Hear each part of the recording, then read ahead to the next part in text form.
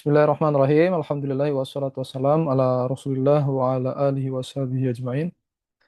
Baik, insya Allah kita lanjut kembali materi dari fikih ya. Fikih mazhab Imam Ahmad. Sebelumnya kita membahas tentang macam-macam air tohur ya, yang mana air tohur itu artinya air suci dan mensucikan. Kemudian eh, sifatnya adalah sesuai dengan sifat asal penciptaannya, baik rasanya, warnanya, dan juga aromanya. Dan contohnya sangat banyak sekali ya air tohur itu yang bisa digunakan untuk bersuci. Namun air tohur dibagi menjadi tiga. Ada yang tohurun makruh, tohurun muharram, dan tohur mubah. Tohur makruh itu artinya ya air yang tohur suci, tapi dia makruh dalam artian kalau ada air yang lain maka lebih baik menggunakan air yang lainnya. Nah, kemudian air tohur ini ya maksudnya bagaimana? Nah, ini kita tampilkan di sini catatannya. Air tohur makruh itu yaitu air yang berubah sifatnya karena bercampur ya dengan benda suci yang non terlarut, artinya tidak larut di dalam air. Itu tohurun makruh. Kemudian ada tohur muharram ya haram, itu air dari mencuri atau mengambil hak orang lain jelas haram, yang mana itu tidak sah bersucinya sekaligus dia orangnya juga berdosa. Nah, kita sekarang masuk di jenis air yang kedua, yaitu air tohir. Air tohir, ya ini penjelasan dari uh, muallif ya dari Ibnu Bilban rahimahullahu taala. Beliau mengatakan di sini,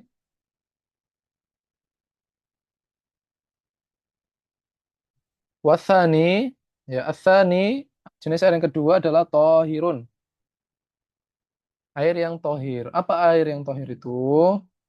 Air yang tohir itu adalah air yang dia sifatnya itu suci, ya, zatnya itu suci, cuma dia tidak mensucikan selainnya. Sehingga meskipun barangnya itu bersih, barangnya suci, tapi tidak bisa dipakai untuk aktivitas toharoh, ya, toharoh ibadah, ya. Tapi kalau untuk aktivitas selain ibadah masih bisa. Nah, di sini mu'alif mengatakan tohirun itu adalah la yarfa'ul hadatsa wa la yuzilu al khobatha. Air tohir itu dia tidak bisa menghilangkan hadas, mengangkat hadas, dan juga tidak bisa membersihkan najis. Ya, jadi kalau misal ada najis ini ya di lantai kita ada kencing, ya, kencingnya kucing atau yang lain, ya. Kemudian kita siram, tapi disiramnya dibersihkannya pakai air tohir. Nah, bagaimana ini? Maka status dari najisnya itu masih ada. Artinya, kalau mau suci harus dibilas, harus dibersihkan dengan air tohur yang kemarin kita bahas. Bukan air tohir. Jadi air tohir tidak bisa digunakan untuk membersihkan hadas atau mengangkat hadas, dan juga tidak bisa digunakan untuk menghilangkan najis. Bagaimana kondisi air tohir ini? Yaitu adalah wahwa al-mutaghayyir bimumazijin tohirin. Air tohir itu adalah air yang berubah sifatnya ya secara drastis ya. Maksudnya berubah sifat ini sifatnya berubah ya, perubahannya itu kelihatan sekali, jelas ya. Berubah karena apa? Bimumazijin tohir. Dia berubah dengan sesuatu ya yang suci ya. Dia kena kecampuran dengan sesuatu yang suci.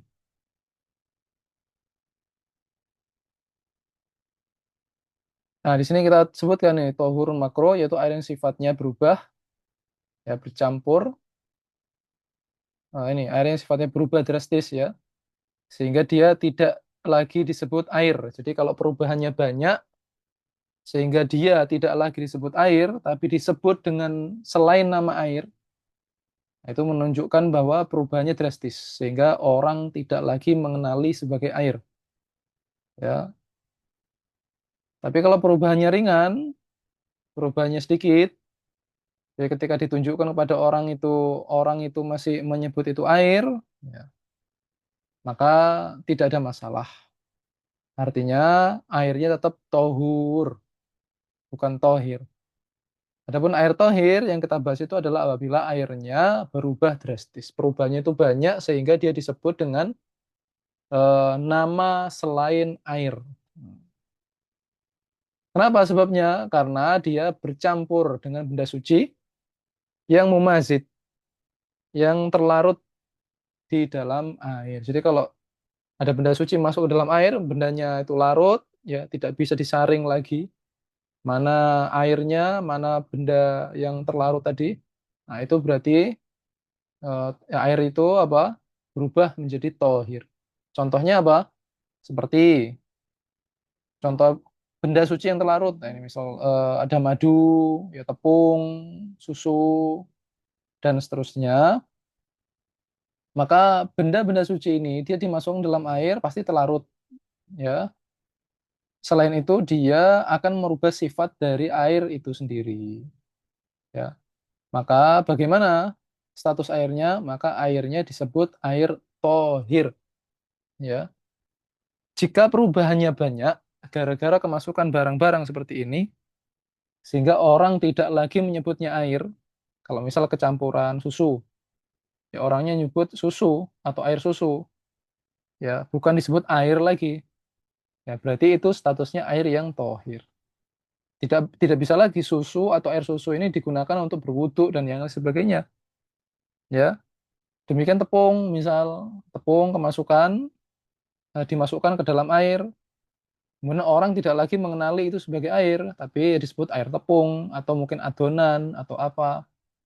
Maka air tadi tidak lagi disebut air, sehingga tidak bisa digunakan untuk bersuci. Lantas keperluannya apa jika tidak bisa digunakan untuk bersuci? Dia hanya bisa untuk aktivitas selain bertoharoh, ya aktivitas mubah, seperti apa? Mungkin ya untuk minum, untuk masak, untuk nyiram, ya. Itu apa? Air tohir karena tidak bisa digunakan untuk bersuci, baik menghilangkan najis atau untuk mengangkat hadas, tidak bisa. Kemudian di sini mualif ya menyebut di antara contoh air yang tohir adalah waminhu, contohnya adalah yasirun atau yasir musta'malin fi raf'i hadatsin. Air mustakmal yang takarannya itu sedikit yang digunakan untuk menghilangkan hadas. Apa maknanya ini? Ya. Jadi air tohir, ya seperti tadi yang kita sebutkan tadi kecampuran apa air madu atau air susu ini sebenarnya termasuk air tohir. Tapi termasuk air tohir menurut mualif di sini adalah air mustakmal. Apa makna air mustakmal? Air mustakmal itu adalah air yang menetes atau yang terpisah, ya, dari badan kita setelah kita apa? Bersuci, ya. Sisa-sisa air yang melekat dari tubuh kita ini itu disebut air mustakmal. Yang mana air mustakmal jika dia yasiru mustakmalin. Jika volumenya itu sedikit, ya takarannya itu sedikit, ya. Kemudian itu digunakan untuk menghilangkan hadas, nah itu termasuk air tohir. Jadi air mustakmal itu tidak bisa digunakan untuk menghilangkan hadas. Jika apa? Jika airnya sedikit. Nanti ada pembahasan lebih detail terkait standar air yang sedikit dan banyak itu seberapa. Sebenarnya berdasar hadis dari Rasulullah SAW bahwa air jika dia mencapai 2 kullah maka dia tidak akan najis. Ya. Jadi kalau airnya kurang dari 2 kullah itu terhitung air yang sedikit. Sehingga jika airnya misal kita pakai untuk berwudu, ya kita pakai berwudu, air yang menetes dari tubuh kita, ya misal ada nampan atau bejana, yang mana bejana kita tahu takarannya dia sedikit, takarannya itu sedikit, berarti kita pakai berwudu, ya sisa dari air berwudu itu yang mengucur atau menetes, sisanya itu disebut mustakmal, dan itu tidak bisa dipakai untuk berhadas lagi, tidak bisa digunakan untuk apa? Berhadas lagi. Namun air mustakmal yang jumlahnya sedikit itu ya masih bisa digunakan untuk menghilangkan hadas jika jumlahnya banyak. Nah, jadi jika air itu mustakmal tapi jumlahnya sedikit, maka kalau sedikit tidak bisa dipakai untuk menghilangkan hadas lagi. Tapi kalau misal air itu mustakmal, ya, namun takarannya sangat banyak, banyak dalam artian lebih dari dua kullah, ya lebih dari dua kullah, maka masih bisa digunakan untuk bersuci yang kedua kalinya, ya. Jadi ini contoh air apa?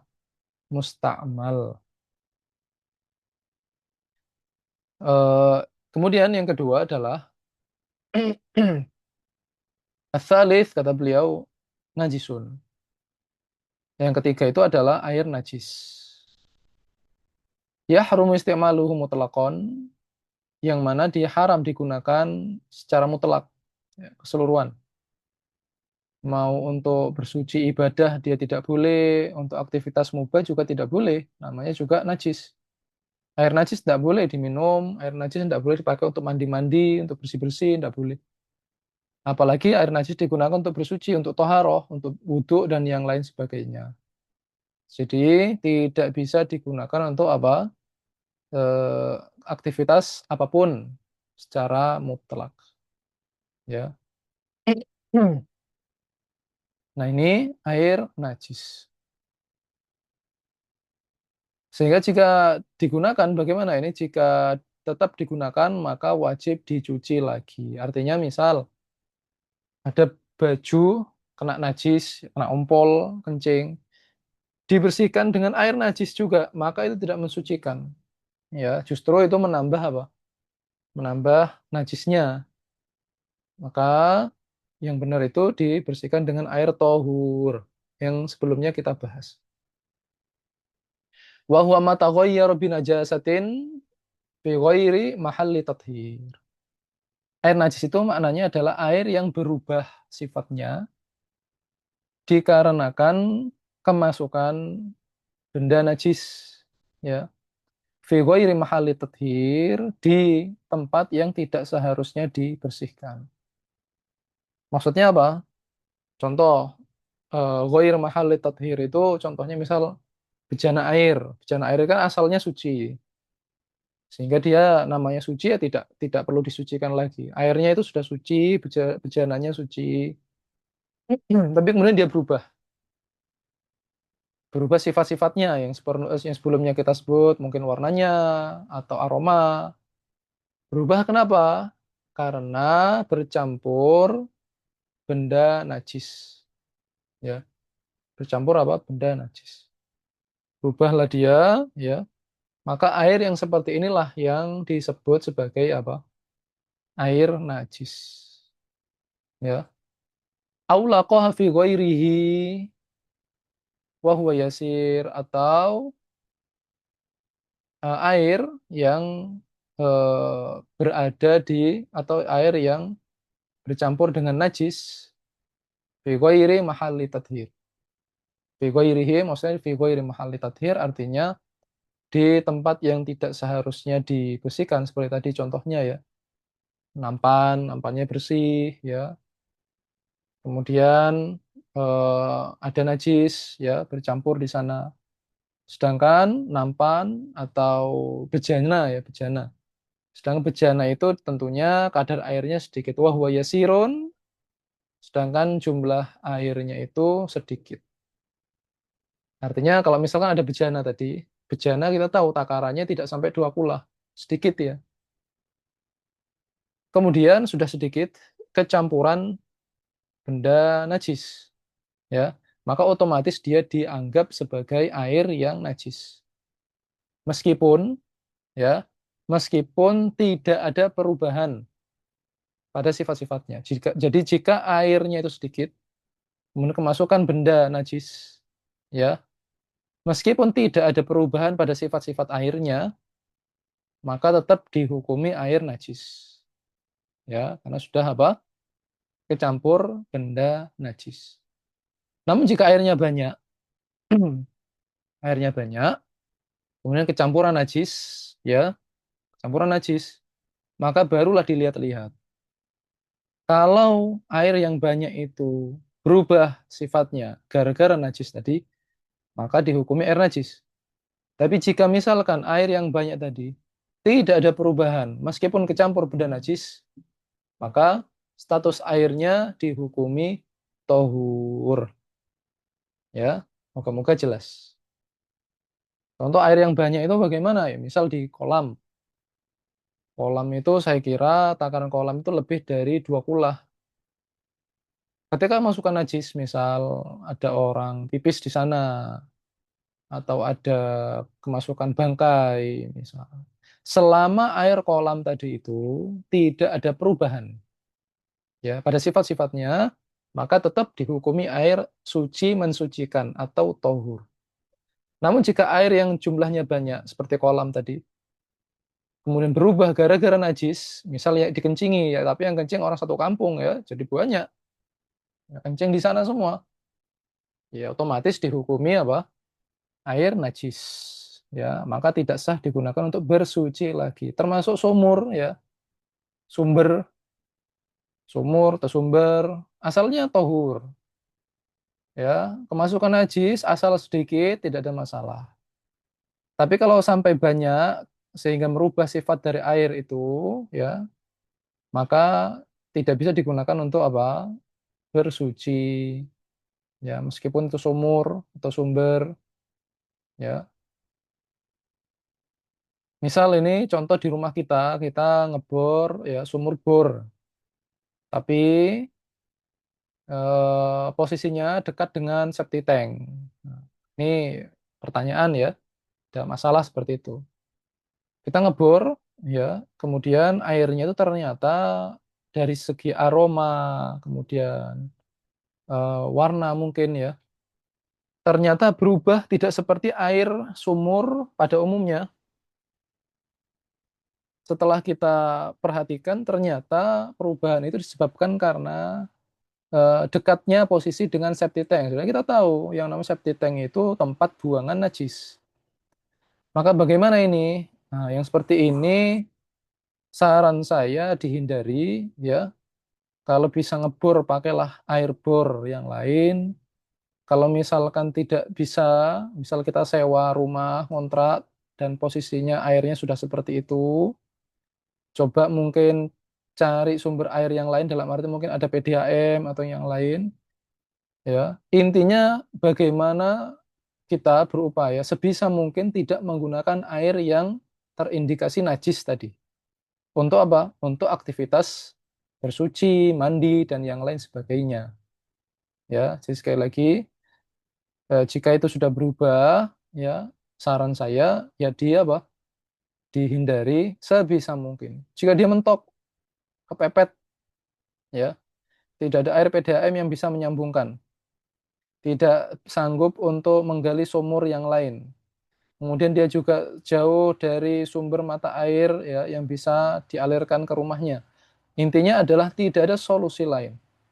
Tidak ada jalan lain bagi orang ini mendapatkan air yang lebih bersih, yang suci. Ya, yang ada cuma air najis itu saja. Maka barulah kita katakan fattaqullaha mastata'tum. Maka bertakwalah kepada Allah semampunya. Jadi kalau memang sudah segala upaya tidak memungkinkan untuk mendapatkan air yang suci, maka ya silahkan digunakan seperlunya.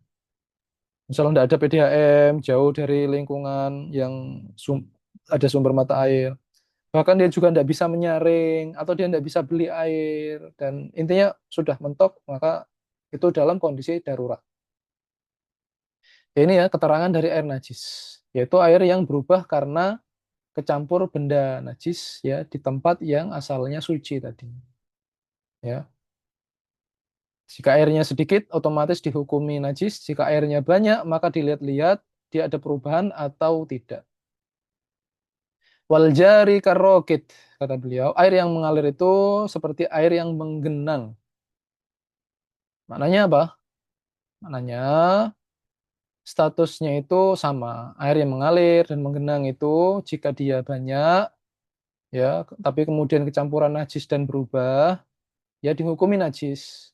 Meskipun airnya itu apa? Mengalir. Contoh, air sungai. Air sungai mengalir, jumlah airnya banyak. Tapi kalau misalkan semua orang buang najis di sana, sehingga airnya itu ya berubah karena bercampur najis yang dibuang di saluran tersebut. Maka ya tetap hukumnya najis, air najis. Ini contohnya banyak sekali, terutama di kota-kota besar. Ketika orang-orang itu ramai-ramai, mereka membuang najis atau saluran najis ya, pipanya dibuang ke sungai misalnya. Kemudian ya berjalannya waktu akhirnya apa? Sungai tadi tercemar, ya, berubah warnanya, tidak seperti warna atau aroma air sungai pada umumnya. Nah, ini sebabnya apa? Gara-gara kecampur najis. Ya jelas, meskipun air sungai itu banyak mengalir, tapi tetap dia dihukumi apa? Najis karena sifat-sifatnya sudah berubah. Wal kathiru kullatan. Ya, tadi kita singgung, jika airnya sedikit, pasti itu najis. Jika airnya banyak, maka dilihat-lihat ada perubahan atau tidak. Sedangkan air yang banyak itu kata mu'alif wal kathiru kullatan. Air yang banyak itu adalah air yang takarannya 2 kullah. 2 kullah itu berapa? Eh, takarannya berapa? Kullah itu kan sebenarnya satuan volume yang digunakan masyarakat Arab di zaman Rasul Shallallahu Alaihi Wasallam. Kemudian beliau atau Ibnu Bilban di sini menyebutkan wahuma 2 kullah itu kata beliau mi'atu rotel wasaba'atu artol, dia 100 rotel dan 7 rotel, wasubu rotel dan 0,14 ya, rotel bid Dimashqi jika berdasarkan takaran orang-orang Damaskus. Jadi kalau menurut orang Damaskus itu 2 kullah itu ini sekitar 107,14 rotel ya, menurut versi orang-orang Damaskus. Orang Damaskus itu karena wallahu alam sepemahaman saya karena Imam Ahmad itu asalnya dari daerah Syam ya. Sehingga penjelasan ini disesuaikan dengan pemahaman masyarakat sekitar. Jadi 2 kullah itu kalau orang Damaskus menyebutnya sekitar 107 sekian rotel. Nah, cuma karena satuan rotel ini pun juga tidak kita gunakan ya. Kita menggunakan liter. Nah, di sini saya coba menghitung. Satuan rotel itu bahwa sebagian ulama menyebut standar rotel ini dapat diukur dengan volume kubus. Kubus ya, yang berukuran panjangnya 1/4 ziro, ya, 1 hasta lebih seperempat. Sama lebarnya juga 1/4 ziro, kedalaman kubusnya juga 1/4 ziro. Ya, jadi kubus ya persegi ya, kedalamannya juga sama 1/4, yang mana jika dihitung ziro atau hasta ya, lengan atau pergelangan hasta pergelangan tangan manusia, maka 1 ziroknya itu sekitar 46 sentimeter. Jadi kalau seperempatnya atau 1/4-nya berarti 57,5 sentimeter. Nah itulah. Jadi kalau ada kubus ya, kubus yang takaran kubiknya itu sekitar kalau dipanjangkan 57,5, lebarnya juga 57,5, kemudian ke bawah kedalamannya 57,5. Nah itu satuan volume yang mewakili takaran 2 kullah. Sehingga jika dihitung dua kulah itu sekitar 190 lebih sedikit sentimeter kubik atau 190,1 liter. Mungkin kalau kita lebih hati-hatinya atau mau dipermudah 191 liter. Ya, itu dua kulah. Ya, dua kulah sekitar 191 liter air. Nah, sehingga jika takarannya dua kulah seperti ini atau lebih dari dua kulah, ya, maka kita lihat-lihat jika kemasukan air ada perubahan atau tidak, kemasukan najis ada perubahan atau tidak pada airnya. Jika berubah, ya, gara-gara najis, ya berarti najis. Jika tidak ada perubahan, maka insya Allah tetap tohur, suci dan mensucikan. Adapun di bawah 191 tadi atau 190 sekian tadi, maka tidak perlu dilihat-lihat. Jika sudah kemasukan najis, ya sudah, berarti dia dianggap najis. Nah, ini adalah apa? Macam-macam air yang tadi kita sebutkan. Nah, ini ya.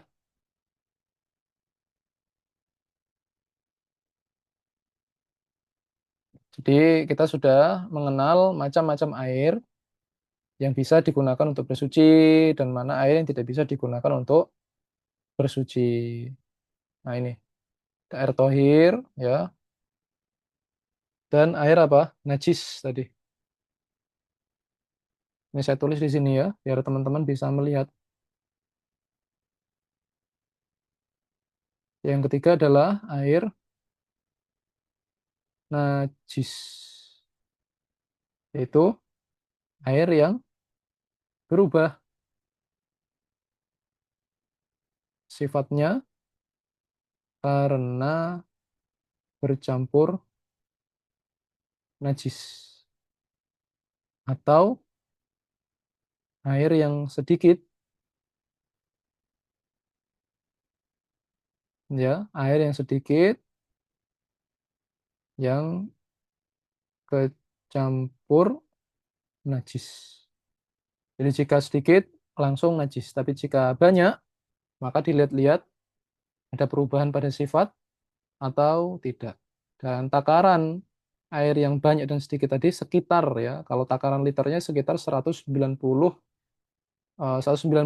ya, kita tadi satukan apa dibulatkan 191 liter air. Nah, baik, demikian jelas apa yang kita sampaikan tadi ya. Semoga bermanfaat. Insya Allah di pertemuan berikutnya kita akan bahas lagi ya pembahasan fikih masih seputar bab fikih toharoh. Baik, kita akhiri. Subhanakallahumma bihamdika asyhadu an la ilaha illa anta astaghfiruka wa atubu ilaik. Wassalamualaikum warahmatullahi wabarakatuh.